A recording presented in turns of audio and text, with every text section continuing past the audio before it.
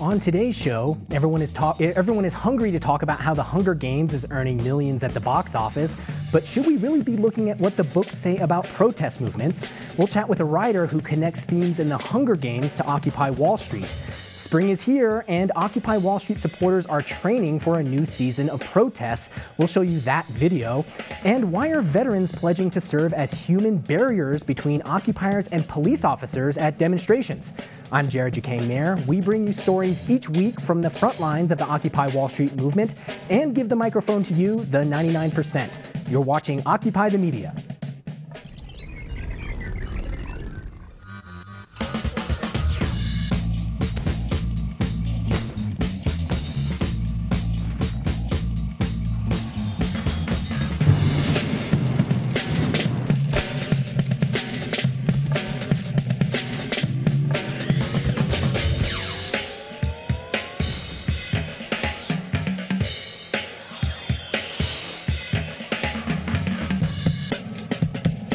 Thanks for tuning in to Occupy the Media. This show is an effort by Free Speech TV to stay on top of the latest news coming out of the Occupy Wall Street movement. We want to cover the stories and perspectives you won't see on the corporate media.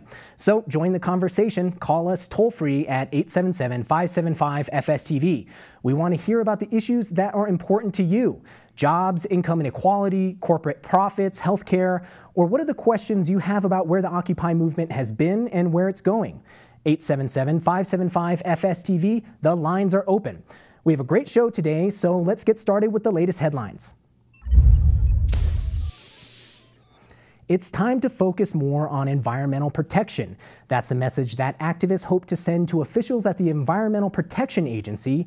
In a march on EPA headquarters in Washington, D.C., protesters with Now D.C. demanded less influence by corporate interests in U.S. environmental policy. U.S. Bank is permanently closing its branch on the campus of the University of California, Davis. Since January, student demonstrators have protested at the entrance to the bank. Activists with Occupy UC Davis say the actions were an effort to bring attention to an agenda by U.S. Bank to privatize public education. Bank officials have acknowledged the decision to close the campus branch was because of the, quote, interference by protesters. More than 100 Occupy Wall Street supporters gathered for a memorial march across the Brooklyn Bridge. That's the site where 700 protesters were arrested 6 months ago, an event that helped galvanize the Occupy movement nationally. The anniversary demonstration ended with a rally in Brooklyn's Cadman Plaza. This time there were no arrests. In San Francisco, Occupy activists took over a vacant building to create a social center and a shelter for homeless. After complaints by officials with the Archdiocese of San Francisco, the building's owner, police moved in and made 75 arrests. This is the first major action by Occupy San Francisco since that encampment was evicted in December. And on Wall Street, the ringing of the bell to signal the end of trading is a daily ritual inside the New York Stock Exchange. But out on the street, Occupy Wall Street protesters have created a ritual of their own, the ringing of the voices of the 99%. Check it out. Occupiers have seized yet another symbol of Wall Street, the closing bell of the stock exchange.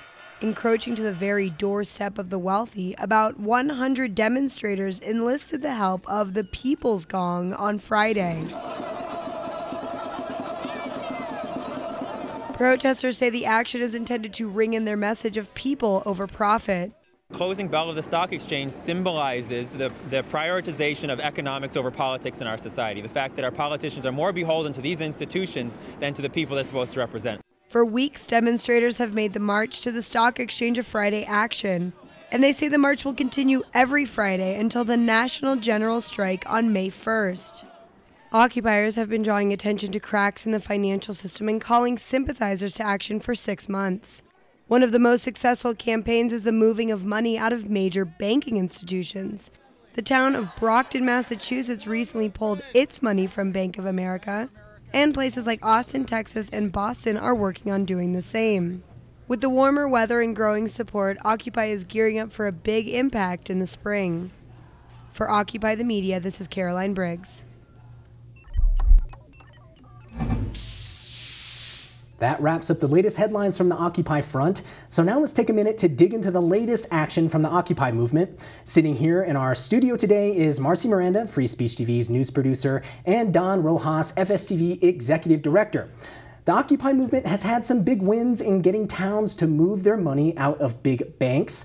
So, Marcy, it's called the Move Your Money campaign. Formerly, it focused on individuals taking their money out of the big banks, but now there's been municipalities and other local governments that have done the same.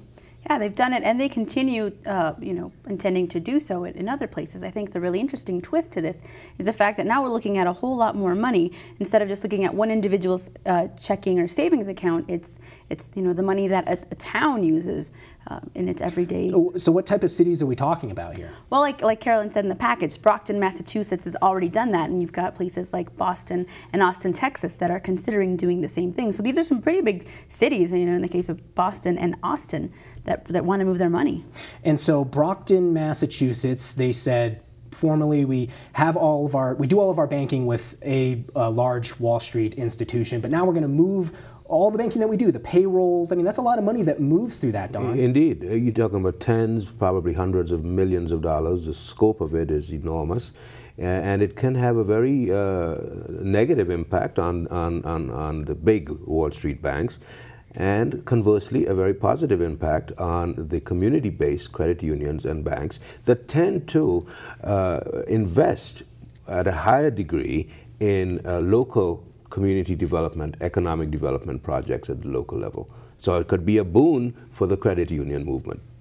And so, Marcy, where is this headed? Because it's pretty interesting to me because, like Don said, if I'm an individual and I decide to move my account from Wells Fargo to a local community bank, I mean, that's good, but in the scheme of things, does it really have that big of an impact? But you get one city that does this, another city, a county, even a state decides to move its financing somewhere else. I think it's a really big a change, and I think it's a really big possibility for the banks like Bank of America to see the kind of impact that they're going to have, and it's a shout out to the movement and the people power behind it too. Okay, so moveyourmoney.org.com.org. So check it out.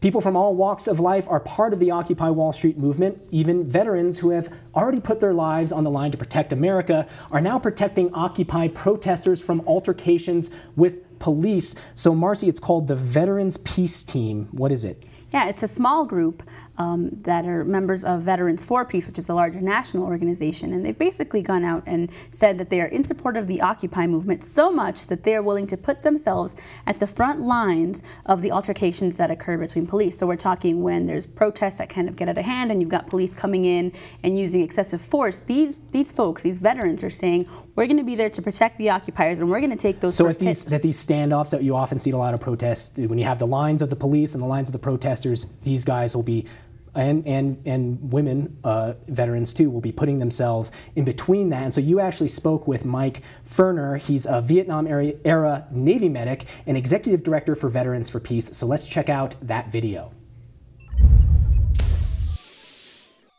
Mike, thank you so much for being with us today. Start us off by talking a little bit about the Veterans Peace Team. What is it out to do? The purpose of the Veterans Peace Team is to be a buffer between the police and Occupy activists in as many places as we can where we're invited by the Occupy activists. And we're just getting it started, so we don't have a large number, but we are signing a few people up each week and hope to have enough people soon to be able to go to some Occupy locations if we're invited. And when we're there, our purpose is to stand in between the police and the activists, and to do a couple of things. One is to do the best we can to protect the activists as far as taking the first blows from the cops. But probably more importantly, politically, is to expose the violence of the state if the police choose to go that way. So you were basically putting yourselves, your bodies on the line to protect a lot of these occupiers, and that seems like a big risk to take. Why are you, personally so vested in doing this and putting your body on the line? Well, personally, I think this is a great thing to be able to do. It's something that I and other people in Veterans for Peace have talked about and thought about for years. And I'm real happy to see that some of our members have just taken the bull by the horns and started putting this whole thing together. So I just think it's a really good thing for us to be able to do. It's a good way to demonstrate the power of nonviolence. And we might take a few cracks, but we're certainly prepared to do that. And a lot of the members of the Veterans Peace Team risked their lives for empire not many years ago, and we were willing to do as we were told and endure hardships and even death for a military in a country that really is not about the 99%. That was Mike Ferner. He's the executive director of Veterans for Peace, which is a group that was set up to actually be human barriers, veterans being human barriers for protesters at demonstrations. But Marcy, right now, this group right now is pretty small because it just only recently started. Yeah, there's only 13 members now, but they're hoping to grow, certainly. And I think one of the most interesting things about this whole thing is that those 13 veterans aren't, veterans of the Iraq War as we might think. They're veterans from, like Mike, from the Vietnam War, people who were in the Cuban Missile Crisis, people that are in their 50s, 60s, 70s that are really, putting their bodies on the line. And at that age, I think that's just, so amazing and so brave and so what's so powerful about that image is when these veterans show up and they're wearing their uniforms or their fatigues, and they actually line up in between police officers and protesters. I'd have to imagine, Don, that some of these police officers, just the visual of that, they might be pretty reluctant to take extreme law enforcement action if the people that they're going to be doing against are people in uniform. It probably would, yes. Veterans, these are very courageous people who have risked their lives, as he said in the clip, fighting for the interests of the U.S. empire in foreign wars, whether it be Vietnam or Afghanistan, right? And this is what I find fascinating. Yet now they are putting their bodies in a risky situation, right, to defend the rights of protesters who are against the agenda of the U.S. empire, who are against the 1% agenda. And we actually have a social media post. Eric M. writes, "The fact that our vets are standing up to the calamity happening around us is fantastic. What better voice than the loyal people who serve this country?" That was Eric M. Sending us a post online. But Marcy, this Veterans for Peace team, it's not the first that we've seen veterans and members of the military or former members of the military involved with Occupy Wall Street and protests. Yeah, certainly. I think one of the more well-known examples is Scott Olson, who was an Iraq War vet and who was hurt badly in a protest in Occupy Oakland. And since then, we've seen a lot more veterans who have come out, and people, with Veterans for Peace and other organizations like that have come out and really to say we are part of the 99% and we're going to support them, because that's who our loyalty is now. Exactly. Yeah. Okay, and so we're still waiting for calls right now, but we should throw out there, are you a veteran? Did you serve in the U.S. military? And are you considering, or have you actually joined the Occupy Wall Street protest movement in any way? Or are you a veteran who looks at this and is offended by what these veterans are undertaking? So give us a call on that.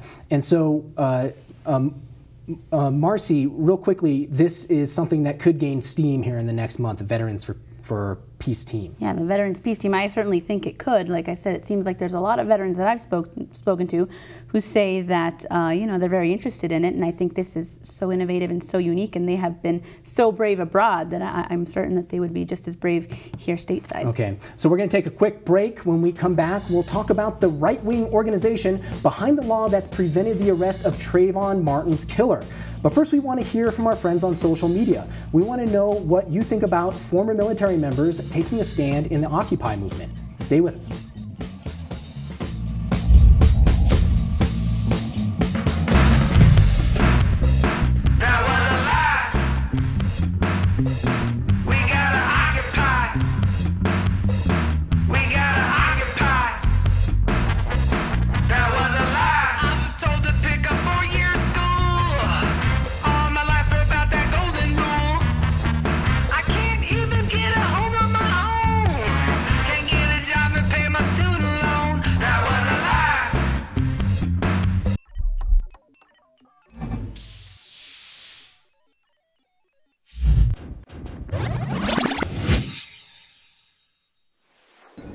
Hello, I'm Antoinette June, and this is your Occupy update. On Friday, April 13th at 5 p.m., Occupy Seattle will gather at the Washington State Convention Center and disperse throughout the downtown area to place leaflets with messages relating to Wall Street, the banking crisis, income disparity, and other relevant financial issues into as many products and displays as possible. For more information, visit MikeCheckWallStreet.org. You're watching Free Speech TV, a network powered by the people.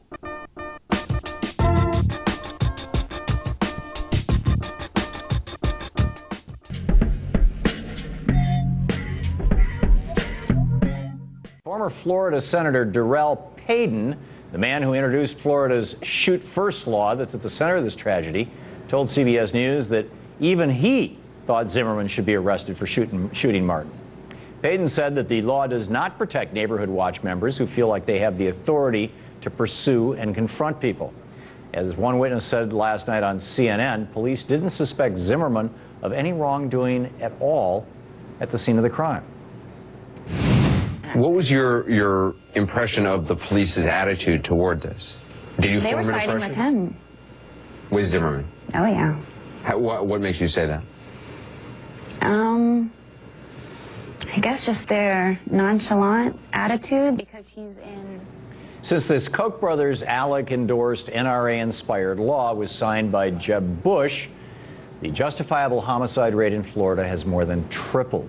Doesn't this law do more to incite violence than it does to restrict it? Yeah, this law makes it a lot easier to kill people. And I think before 2005, this would have been a clear case of murder, right? Because at that point, before 2005, you had a duty to retreat. It wasn't a good thing to go and spill your brother's blood, right? That's part of the problem here. So before that, we had a duty, a common law duty was to try to retreat in public situations. Here, you don't have to do that. And so what that's allowed us to do is get into a situation we shouldn't be in the first place, use deadly force when we shouldn't, and then get away with it. And it's really a problem. And we should, this is a law that needs to be gotten rid of.